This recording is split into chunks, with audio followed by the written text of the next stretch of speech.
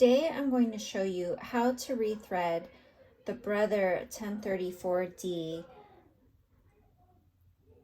I haven't cleaned this for a couple of weeks because my sewing machine vacuum that I use this Kirby, was in the shop. I just got it back today. It was just for routine cleaning. So that is what I use to clean out everything.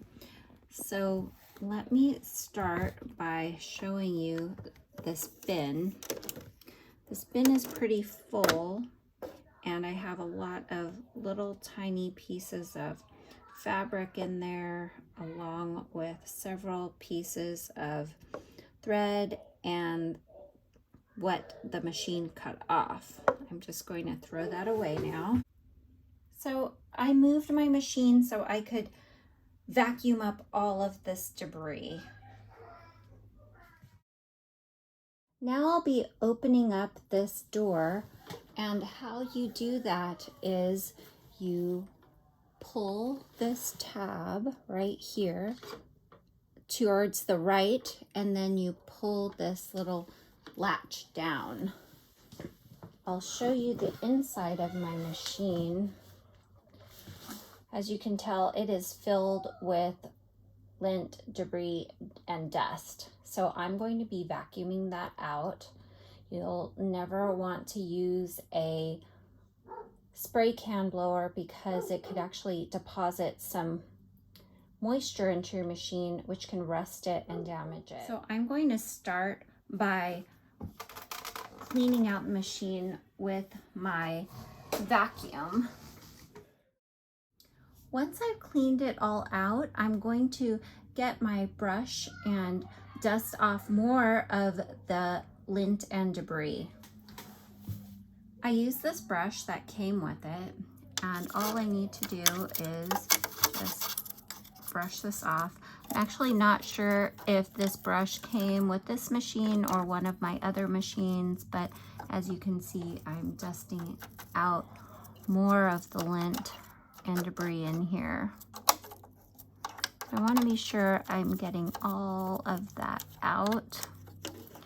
And you always want to follow any instructions in your instruction manual to make sure that you're taking care of your machine as directed, because each machine is a little different. So after every couple of projects, you should open it up and give it a nice clean out. So now I have cleaned out my machine. I am going to raise this foot, and how you do that is you will raise this lever, and as you raise the lever, it will pick up the foot. I am going to vacuum right under that.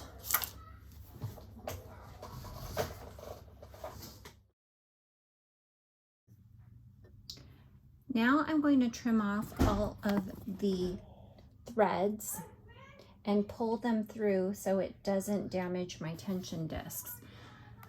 So I'm just going to grab these nippers and clip off all of my threads.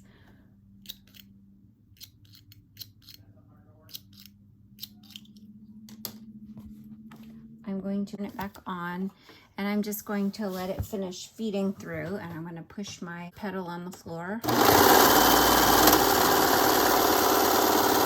All of that out. Okay, so now it's all out. Just going to throw that piece away. I'm going to pull this little piece out. So I just spun my lever here, and when you spin it, you want to spin it towards you. You would only spin it towards you, don't spin it away from you. I'm going to pull this out, this one with the little arrow on it, and as you can see, there is more dust on there. So I am going to just give it a nice brush, clean all of this out and get more dust out, and just keep on brushing and cleaning and knocking off all of this dust.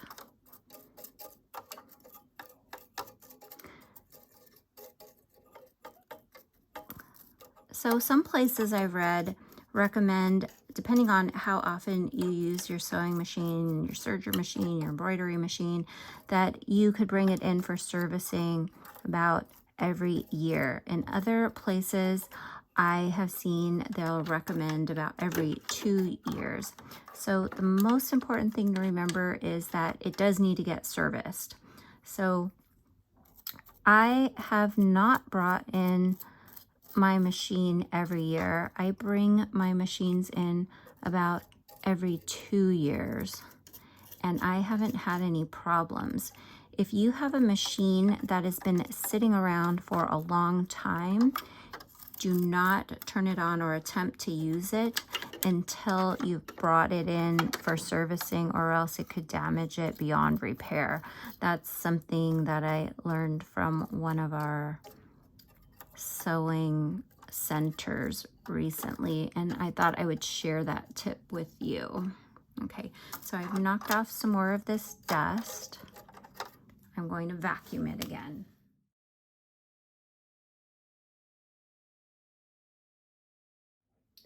When I first had to thread this machine, I was pretty intimidated by it. So I read my manual, I numbered everything, and I labeled what each one does. And that was really helpful for me. So you'll start off by threading the upper looper on your 1034D. It's always very important to follow the instructions of your own serging machine. Before you start threading your machine, turn off the main power and raise the presser foot using the presser foot lever. In this case, I am going to turn that off, and my presser foot lever is already raised. The first step on the 1034D is to thread the upper looper. You'll start off by threading the upper looper first. As you can see, I numbered it on my machine. This is the order in which you need to thread. 1, 2, 3, 4. You'll start off here at the top. You're going to pull this back and put your thread through. Go down here to number 5, 6, 7, and then through this knife, and then I'll pull it through here and through the back. So here's my thread from the third one over from the left. You're just going to kind of floss it in there. You're going to pull this little lever back and pull it down through here. And then you are going to go around this step 5, then 6, this one here, then 7, and then you're going to push this through the eye of this knife on the top here.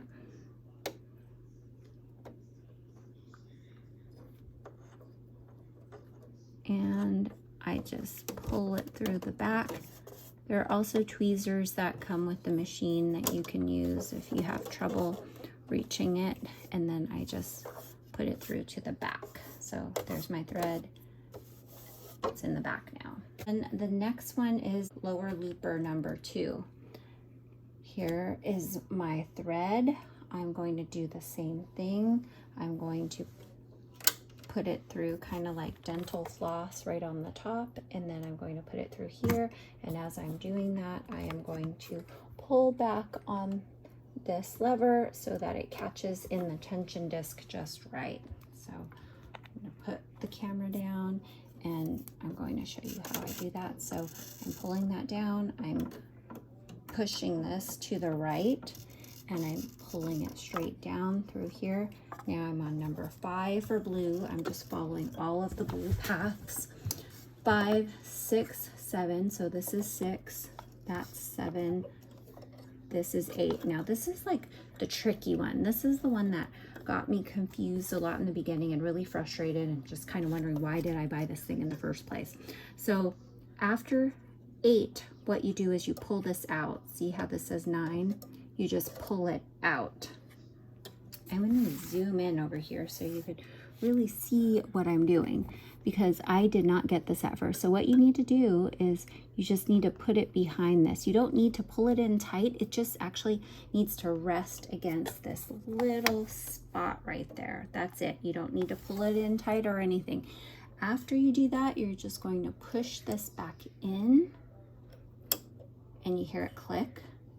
And then after that, you are going to put it through this lower knife. Now, sometimes it could get tricky. I hold it on one end and then I just poke it through here. Now, this you probably couldn't see that. So I'm going to show you how I did that. Again, in a different angle. So I hold this part taut, and then I push my thread through the eye of the knife, and this thread actually needs to go on the left side of this piece. And then you could either get your tweezer to help you pull it through, or you could just keep feeding it through and pulling it with your finger. Right now it doesn't look like I'll be able to pull that piece through the back very easily. Oh, there it goes. Oh, no, it doesn't. I'm gonna have to use my tweezers. So I have my tweezers, and I'm just pulling my thread through the bottom here, and now everything goes through the back and the bottom. You want to have a really long tail on this, so at least like 8 inches. So those are the tougher parts, I would say.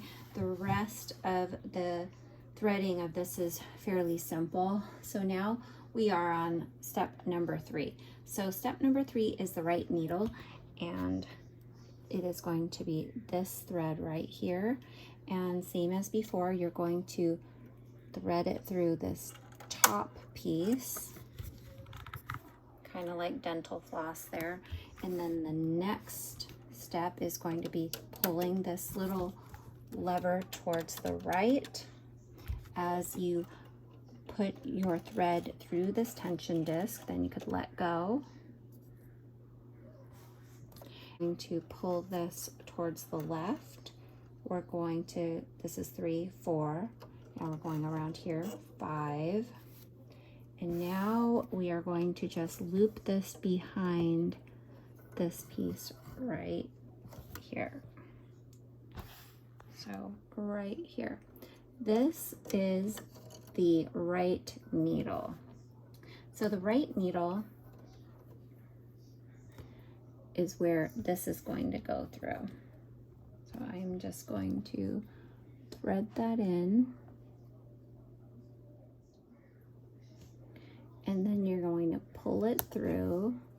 You don't want to get it tangled on anything. And you want it to come straight down and through. And then I'm going to pull it behind my machine. But what you want to do first is just put it under the back part of this presser foot. So just like that. So now you have 3 threads coming through. The final step is threading the left needle. So the left needle is the last one that you're going to thread. So it's this final one, this one right here. I put a number 4 on there. So when you thread this one, if there's something that is going to really make a difference in showing through, this is what's going to show on your project. So if you want to change that cone or thread to a different color, you can. For most all of my projects, I just use white on all of my spools. I'm going to show you how I thread this left needle now. So we're going to go through the top, kind of like we're flossing, pulling back this lever to the right. So that's 1, 2, 3, step 4 now. We're doing step 5 now. And now we're going to go behind this little piece. And I am going to thread this through the eye of my needle.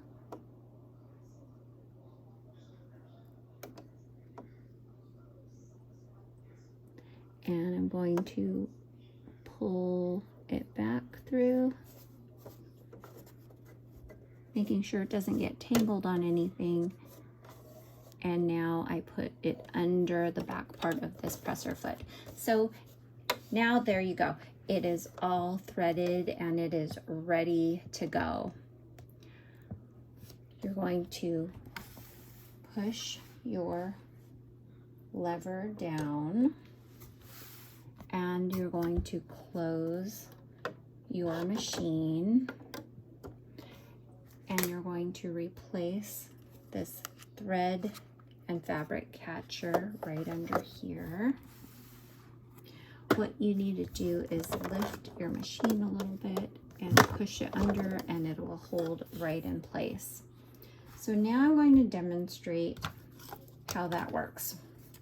We're going to turn this machine on, and I have this piece of scrap fabric. So now I'll demonstrate to you how it works since we have changed out our thread and cleaned the serger. I have 2 pieces of fabric that I have put together here.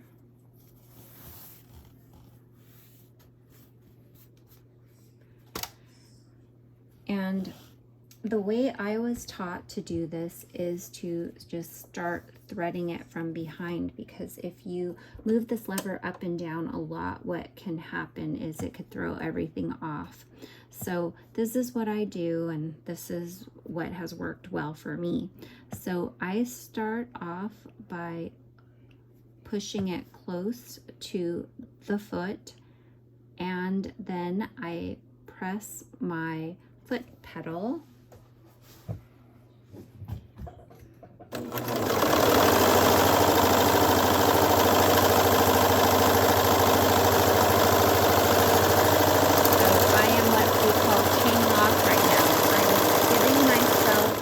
So I just did this long chain. You want to make sure that you're doing a long chain when you finish the edge of your project. So I'm going to give myself a little bit more of a chain here.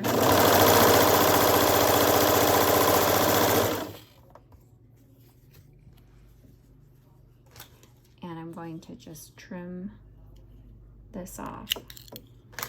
So you want to leave these chains on so that the thread doesn't get sucked back up into your machine. So some people ask, what do you do with this edge? So what I like to do most of the time is I just come over here and I tie it in a... So now I'm going to talk about what to do with this edge.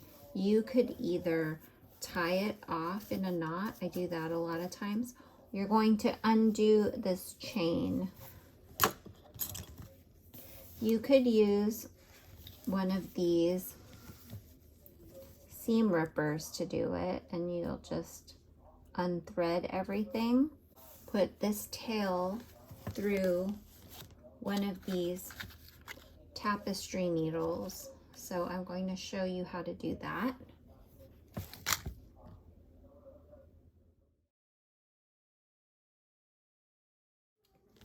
So you could either finish it off like that, or you can tie this off in a knot. So you would just tie it around in a knot like this.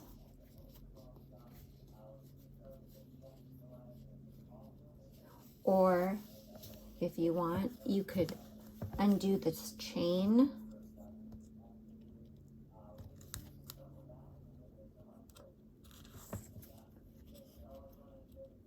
and then tie it together in a knot.